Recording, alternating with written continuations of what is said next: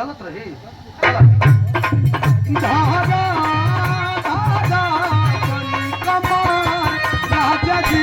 तनी कमार राजा जी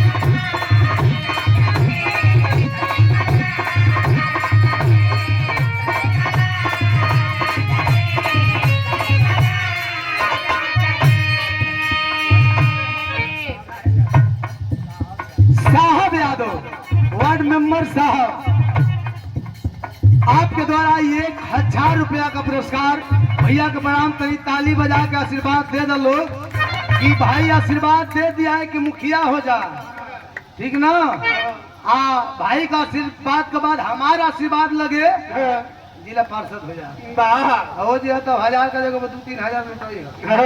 बहुत बहुत प्रणाम सब भैया लोग के प्रणाम मेहरारू कहे क्या कहे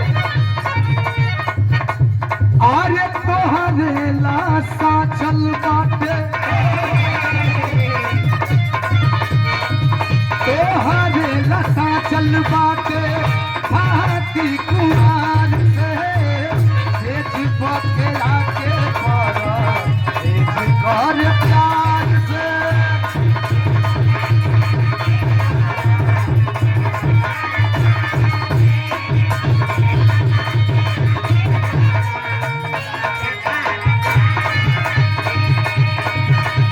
कनिया के जागल जवानी रहे पिया थोड़े थोड़े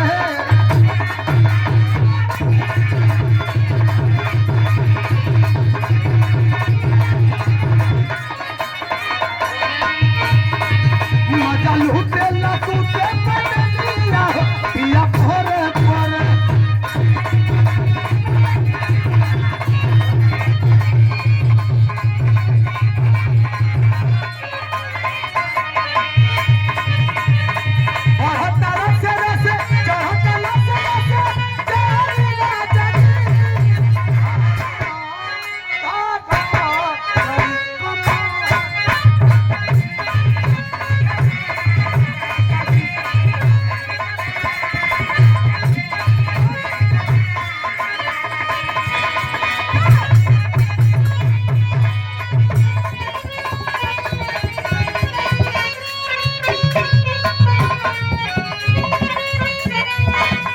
हीरो होले पूर्वी थोड़ा सा अलग हो लिहाजा